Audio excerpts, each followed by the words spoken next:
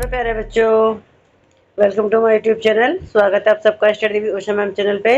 आज हम 7th class का सामाजिक विज्ञान का सैम्पल पेपर करेंगे। ठीक है, ये आपके मिड टर्म के लिए और ये सैम्पल पेपर डिपार्टमेंट की तरफ से ही आया हुआ है, जैसे भी आप ऊपर लिखा हुआ आप देख सकते हैं। ठीक है, आपके पेपर को करने की टाइमिंग 2 घंटे 30 मिनट होगी और आपके मार्क्स अधिकतम 60 होंगे। ठीक है, और इसमें आपके 6 खंड दिए गए हैं और सभी प्रश्न आपके अनिवार्य हैं। ठीक है, तो चलिए हम स्टार्ट करते हैं। सबसे पहले आपके एमसीक्यू हैं। इसमें पहला क्वेश्चन है आपका कि निम्नलिखित में से कौन प्राकृतिक पारतंत्र नहीं है। प्राकृतिक मतलब जो नेचर से नहीं बना है। तो ऑप्शन है आपका ए पहाड़, बी सड़क, सी समुद्र, डी वन। तो आंसर होगा आपका बी सड़क। ठीक है, तो आपका जो राइट आंसर होगा वो सड़क होगा।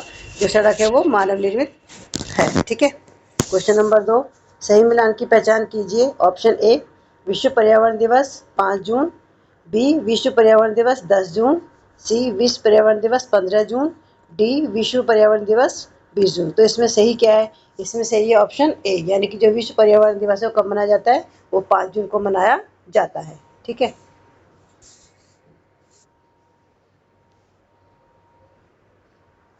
क्वेश्चन नंबर 3, उचित विकल्प की सहायता से रिक्त स्थान की पूर्ति कीजिए। पृथ्वी की सबसे आंतरिक परत डैश कहलाती है। ऑप्शन है आपका ए वायुमंडल, B mantle, C property, D crowd. तो आंसर है आपका जो डी आपका क्राउड। ठीक है, यानी कि पृथ्वी की सबसे जो आंतरिक परत है वो क्या कहलाती है? वो क्राउड कहलाती है। क्वेश्चन नंबर 4, निम्नलिखित में से कौन सा से सेल के प्रकार हैं? ए अवसादी, 2 कायांतरित, सी आग्नेय। और विकल्प में आपके कि केवल 1, केवल 1 और 2, केवल 2 और 3, या डी 1 2 3 सभी। तो देखिए जो शैलें होती है वो शैलें 3 प्रकार की होती है, अवसादी सेल, आग्नेय सेल और कांतीय सेल। तो इस तरीके जो आपका आंसर होगा ये तीनों ही आपके सही है। तो ऑप्शन डी आपका बिल्कुल ठीक होगा। ठीक है, क्वेश्चन नंबर 5, निम्नलिखित में से कौन सी भूकंपीय तरंगे नहीं है? ए पी तरंगे, बी एस तरंगे, सी एल तरंगे, या डी वाई तरंगे। तो देखिए जो पी तरंगे होती हैं इनको प्राथमिक तरंगे बोलते हैं, और एस तरंगे होती हैं सेकेंडरी होती हैं, और जो एल तरंगे इनको लव वेव्स भी कहा जाता है। तो इस तरीके से जो हमारा आंसर होगा ऑप्शन नंबर डी वाई तरंगे, ये भूकंपीय तरंगे नहीं है। ठीक है, क्वेश्चन नंबर 6, निम्नलिखित में से कौन सी गैस हमें सूर्य की हानिकारक किरणों से बचाती है? Option A carbon dioxide, B nitrogen, C ozone, D argon. तो आंसर है हमारा ऑप्शन नंबर सी, जो सी है, जो हमारी ओजोन लेयर है, ये सूर्य की हानिकारक किरणों से हमें बचाती है। ठीक है, क्वेश्चन नंबर 7, अमेरिका में नागरिक अधिकार आंदोलन कब शुरू हुआ? Option A 1950, option B 1964, option C 1974, option D 1994। तो आंसर है ऑप्शन बी 1964। ठीक है, क्वेश्चन नंबर 8, निम्नलिखित में से राज्यपाल की नियुक्ति कौन करता है? ऑप्शन ए केंद्र सरकार, बी राज्य सरकार, सी भारतीय उच्च न्यायालय, या डी भारत निर्वाचन आयोग। तो आंसर है ए केंद्र सरकार। ठीक है, क्वेश्चन नंबर 9, भारतीय संविधान के संदर्भ में निम्नलिखित कथनों को पढ़कर सही विकल्प का चयन कीजिए। ए भारतीय संविधान सभी नागरिकों को समानता का अधिकार प्रदान करता है। 2 भारतीय संविधान के अनुच्छेद 15 के तहत अस्पृश्यता को समाप्त कर दिया गया है। 3 सार्वजनिक स्थलों को केवल कुछ ही लोगों के लिए आरक्षित किया गया है। तो देखिए हमें इसमें सही बताना है। ठीक है, तो सही क्या है? सही हमारा ऑप्शन नंबर 1 सही है कि भारतीय संविधान सभी नागरिकों को समानता का अधिकार प्रदान करता है। तो हमारा ऑप्शन नंबर ए बिल्कुल सही होगा। ठीक है, क्वेश्चन नंबर 10, निम्नलिखित में से कौन सा कथन कोस्टारिका के संदर्भ में सही है? ऑप्शन ए कोस्टारिका को मध्य अमेरिका का सबसे स्वच्छ देश माना जाता है। ऑप्शन बी कोस्टारिका अपने बजट का एक बड़ा हिस्सा सेना पर खर्च करता है। सी कोस्टारिका में स्वास्थ्य सेवाओं का अभाव है। डी कोस्टारिका में शिक्षा को महत्वपूर्ण नहीं माना है।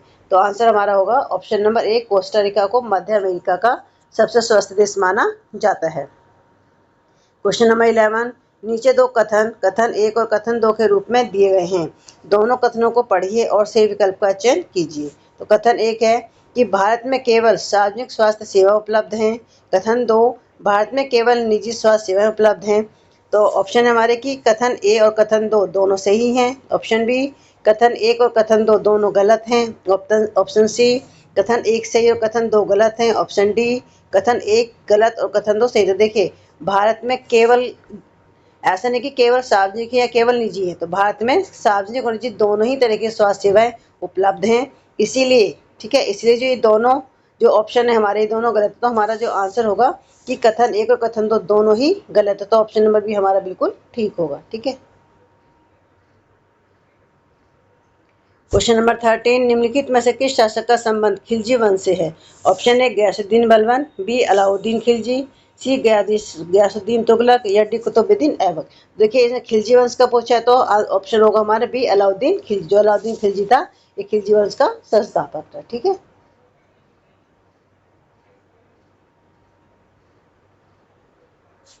क्वेश्चन नंबर 13, सुलह कुल की नीति का प्रतिपादन किसने किया था? Option A Akbar, B Jahangir, C Shahjahan, D Aurangzeb.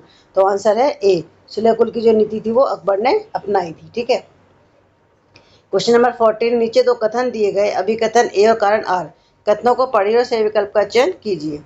अभिकथन है कि गुर्जर, पृथ्वी, राष्ट्रकूट और पाल वंशों के शासक सदियों तक कन्नौज के ऊपर नियंत्रण को लेकर आपस में लड़ते रहे। कारण है कि कन्नौज के ऊपर शासन की लड़ाई लंबी चली एवं इस लड़ाई में 3 पक्ष थे, इसलिए इतिहासकारों ने इस त्रिपक्षीय संघर्ष के रूप में प्रस्तुत किया। ऑप्शन ए कि अभिकथन ए एवं कारण दोनों सही है, कारण आर अभिकथन की सही व्याख्या है। ऑप्शन बी अभिकथन एवं कारण दोनों सही हैं परंतु कारण अभिकथन की सही व्याख्या नहीं है। ऑप्शन सी अभिकथन ए सही है कारण गलत है। ऑप्शन डी अभिकथन ए गलत है आर कारण सही है। तो इसमें हमारा ऑप्शन जो ए है वो सही होगा कि जो मतलब जो ये गुर्जर, पृथ्वी, राष्ट्रकूट, पाल वंश के सदियों तक कन्नौज के ऊपर नियंत्रण के लिए आपस में लड़ते रहते, इसलिए इनको त्रिपक्षीय संघर्ष के रूप में इनको जाना जाता है। ठीक है।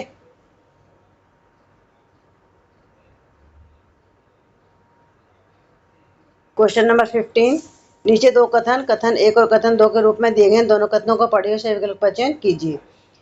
कथन 1 है कि पांडुलिपियां इतिहास के स्रोत हैं। कथन 2, अभिलेखागार में पांडुलिपियों को सुरक्षित रखा जाता है। विकल्प है हमारे पास कि कथन ए और कथन 2 सही हैं, बी कथन ए और कथन 2 दोनों गलत हैं, कथन सी फर्स्ट और सही दोनों गलत हैं, कथन डी कथन 1 गलत और कथन 2 सही। तो हमारा आंसर होगा कथन ए और कथन 2 दोनों सही है। ठीक है। अब है हमारा क्वेश्चन नंबर 2। देखिए ये आपके 2-2 नंबर के क्वेश्चन है। ठीक है। तो 2 नंबर के क्वेश्चन में जितना आपसे पूछा जाएगा आपको उतना ही लिखना है। 2, इतिहास के काल विभाजन को लेकर इतिहास का क्या नजरिया होता है, वर्णन कीजिए। तो आंसर है, पहला पॉइंट है कि इतिहास को कालों में विभाजित करने से अतीत को व्यवस्थित ढंग से समझना आसान हो जाता है। दूसरा है कि प्रत्येक काल की अपनी विशेष समावेश सामाजिक, सांस्कृतिक और साहित्यिक प्रवृत्तियां होती हैं। इतिहासकार इन प्रवृत्तियों की पहचान करके कालखंडों को परिभाषित करते हैं। ठीक है। क्वेश्चन नंबर 3, कि मध्याह्न भोजन व्यवस्था की किन्हीं 2 विशेषताओं का उल्लेख कीजिए। तो आंसर है मध्याह्न भोजन की विशेषताएं। सबसे पहला कि पोषण और स्वास्थ्य में सुधार। यह योजना छात्रों को उच्च गुणवत्ता वाला और पौष्टिक दोपहर का भोजन प्रदान करती है, जिससे उनके पोषण स्तर में सुधार होता है और वे स्वस्थ रहते हैं। सेकंड पॉइंट है कि समानता और सामाजिक सामंजस्य। मध्याह्न भोजन विभिन्न सामाजिक और आर्थिक पृष्ठभूमि वाले बच्चों को एक साथ लाकर एक महत्वपूर्ण सामाजिक उद्देश्य पूरा करता है। ठीक है। इसके बाद अथवा वाला क्वेश्चन है कि भारतीय संविधान समानता को किस प्रकार सुनिश्चित करता है। तो आंसर है कि भारतीय संविधान समानता के अधिकार को मौलिक अधिकार के रूप में सुनिश्चित करता है, जो अनुच्छेद 14 से 18 में वर्णित है। यह अधिकार कहता है कि कानून के समक्ष सभी व्यक्ति समान हैं और धर्म, जाति, नस्ल, लिंग या जन्म स्थान के आधार पर कोई भेदभाव नहीं किया जा सकता। ठीक है। नेक्स्ट पॉइंट है कि संविधान सार्वजनिक रोजगार में समान अवसर, अस्पृश्यता का उन्मूलन और उपाधियों का निषेध करके भी समानता को बढ़ावा देता है। ठीक है। अब क्वेश्चन नंबर 4, कि स्वास्थ्य सेवाओं के महत्व का विश्लेषण कीजिए। तो आंसर है स्वास्थ्य सेवाओं के महत्व का विश्लेषण। पहला है कि बीमारियों की रोकथाम। स्वास्थ्य सेवाएं टीकाकरण, स्वास्थ्य शिक्षा और सुरक्षित जल जैसी सेवाओं के माध्यम से बीमारियों के फैलने से रोकती है। सेकंड है आर्थिक विकास को बढ़ावा। तो स्वास्थ्य समुदाय अधिक उत्पादक होते हैं, जिससे उत्पादकता बढ़ती है और आर्थिक विकास को बढ़ावा मिलता है। ठीक है। फिर इसका अथवा वाला क्वेश्चन कि सार्वजनिक स्वास्थ्य सेवा एवं निजी सेवाओं के मध्य अंतर स्पष्ट कीजिए। तो आंसर है कि सार्वजनिक स्वास्थ्य सेवाएं। देखिए सार्वजनिक स्वास्थ्य सेवाएं सरकार द्वारा चलाई जाती हैं, जो सस्ती या मुफ्त होती हैं। ठीक है। और इनका मुख्य लक्ष्य पैसा कमाना नहीं बल्कि सभी नागरिकों के स्वास्थ्य की रक्षा करना है। ठीक है। उसका बाद है निजी स्वास्थ्य सेवाएं। इनका स्वामित्व व्यक्तियों, समूहों या व्यावसायिक संस्थाओं के पास में होता है और ये सेकंड है कि ये सेवाएं अक्सर महंगी होती हैं और ये लाभ के उद्देश्य से चलाई जाती हैं। ठीक है। क्वेश्चन नंबर 5, वस्तु विनिमय प्रणाली का विश्लेषण कीजिए। तो वस्तु विनिमय प्रणाली की वस्तु विनिमय प्रणाली में वस्तुओं और सेवाओं का आदान प्रदान मुद्रा या किसी तीसरे की सहायता के बिना सीधे होता है। ठीक है। सेकंड है कि यह मुद्रा बैंकिंग प्रणाली के अभाव में व्यापार को संभव बनाता है। ठीक है। क्वेश्चन नंबर 6 कि नदियों के कोई 3 कार्य लिखिए। तो आंसर है नदियों के कार्य। पहला है अपर्दन, इसमें नदी अपने बल से भूमि को काटती है। दूसरा परिवहन, इसमें कटी हुई सामग्री को बहाकर ले जाती है। तीसरा पॉइंट है निक्षेपण, इसमें नदी अपनी ऊर्जा कम होने पर उस सामग्री को एक स्थान पर जमा कर देती है। ठीक है। फिर है अथवा वाला कि हिमनद के कोई 3 कार्य लिखिए। तो आंसर है कि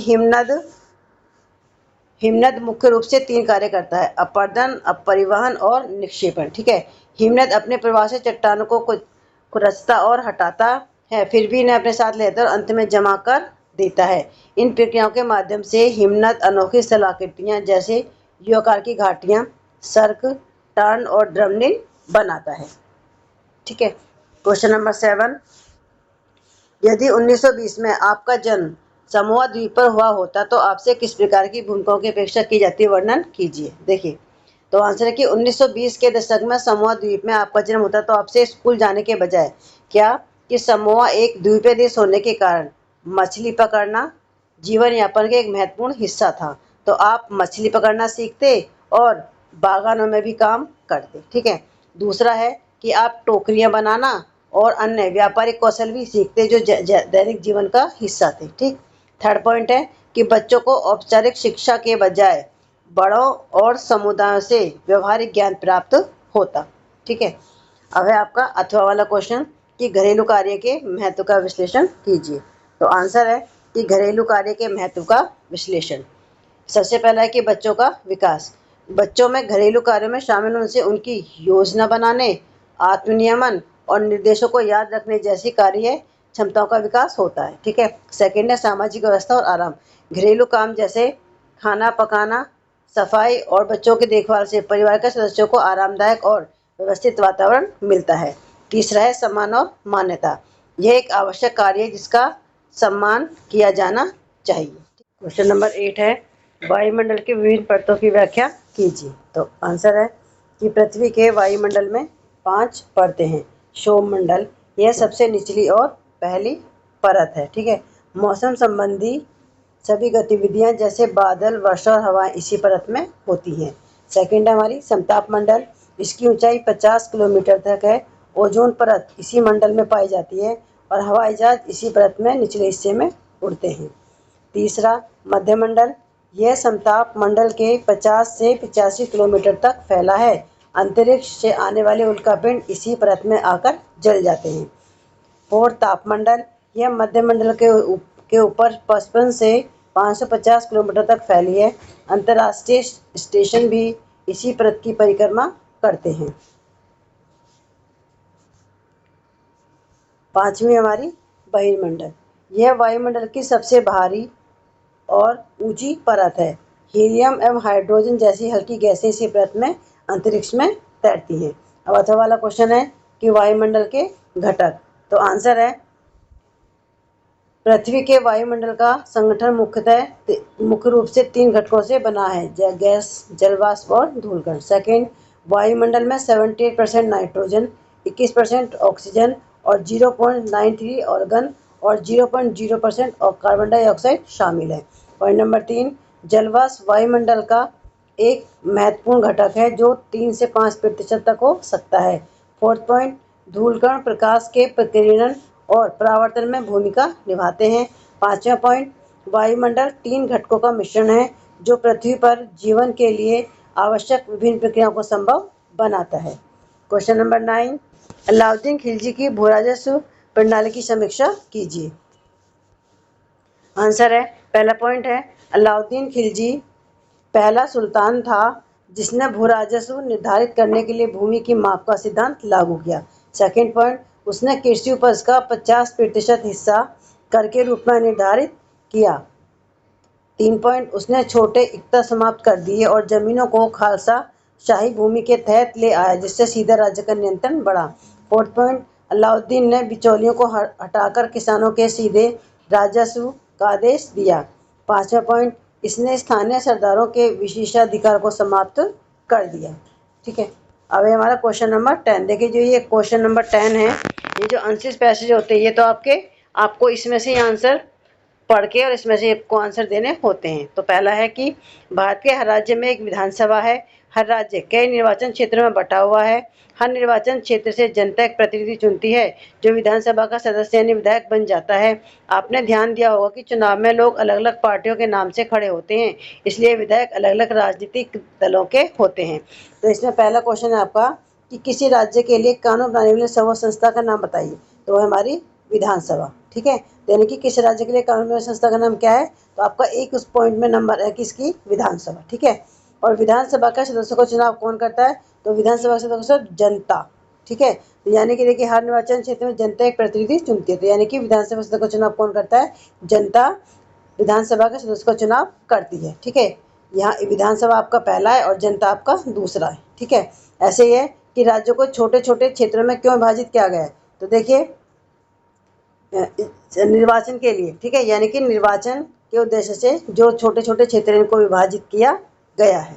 ठीक है, अब देखिए क्वेश्चन नंबर 11, ये आपको एक चित्र दे रखा है। ठीक है, और सारे क्वेश्चन आपको इस चित्र के अंदर से ही देने हैं। तो देखिए सबसे पहला इसमें कि हॉर्स अक्षांश की सीमा रेखा क्या है। देखो आप इसको देख सकते हो, ये देखो मैंने कर्क रेखा, ये 23.5 डिग्री मकर रेखा, ऊपर 23.5 डिग्री कर्क रेखा। ठीक है, इससे ऊपर है आपका ये लिखा हुआ है ना हॉर्स अक्षांश, यानी हॉर्स अक्षांश 30 डिग्री उत्तर से 35 डिग्री जो उत्तर है वो आपका क्या है, वो हॉर्स अक्षांश की सीमा रेखा है। ठीक है, यानी हॉर्स सीमा रेखा 30 से 35 डिग्री है। तो इसमें कि व्यापारिक पवनें क्या है, तो आंसर है कि ये मौसम की हवाएं हैं जो पृथ्वी की सतह के पास पूर्व से पश्चिम की ओर बहती है। ठीक है, फिर है आपका कि भूमध्य क्षेत्र में निम्न दाब क्यों पाया जाता है। देखिए कि सूर्य की सीधी किरणों से होने वाली तीव्र गर्मी है, जिससे हवा गर्म होकर फैलती है और ऊपर उठती है। ऊपर उठने के बाद हवा का घनत्व कम हो जाता है, जिससे पृथ्वी की सतह पर हवा की कमी हो जाती है और निम्न वायुदाब क्षेत्र बनता है। ठीक है, अब आपका 12वां अनुच्छेद कि चंगेज खां के नेतृत्व में मंगोलों ने 1219 में उत्तर पूर्वी ईरान में ट्रांस ऑक्सियाना आधुनिक उज्बेकिस्तान पर हमला किया और इसके शीघ्र बाद ही दिल्ली सल्तनत को उनका धावा झेलना पड़ा। अलाउद्दीन खिलजी और मोहम्मद तुगलक के शासनकाल के आरंभ में दिल्ली पर मंगोलों के धावे बढ़ गए। इससे मजबूर होकर दोनों सुल्तानों को एक विशाल स्तरीय सेना खड़ी करनी पड़ी। इतनी विशाल सेना को संभालना प्रशासन के लिए भारी चुनौती थी। तो क्वेश्चन आपका कि चंगेज खां कौन था, चंगेज खां था ये मंगोलों का संस्थापक था। ठीक है, यहाँ पे ये मंगोलों का ये संस्थापक था। आप इस यहाँ से क्वेश्चन आंसर दे देंगे। फिर है कि चंगेज खान दिल्ली पर किसके साथ आक्रमण किया। ठीक है, तो यानी कि अलाउद्दीन खिलजी, ठीक है, और मोहम्मद तुगलक के समय में जो चंगेज खान था इसने दिल्ली पे आक्रमण किया था। ठीक है, फिर है कि सल्तनत के शासकों को बड़ी सेना स्थायी खड़े करने की आवश्यकता क्यों पड़ी, क्योंकि देखिए दिल्ली पर जो मंगोलों के जो धावे थे ना वो बढ़ गए थे, इसलिए शासकों को तो लिखा हुआ है कि इससे मजबूर होकर दोनों ही शासकों को एक स्थायी सेना खड़ी करनी पड़ी। ठीक है, क्यों, क्योंकि मंगोलों के धावे बढ़ गए थे। ठीक है, अनुच्छेद 13 कि निम्नलिखित अनुच्छेद को पढ़कर पूछे गए प्रश्न को देखिए। पहला कि भारत में बड़ी संख्या में डॉक्टर, दवाखाने, अस्पताल हैं।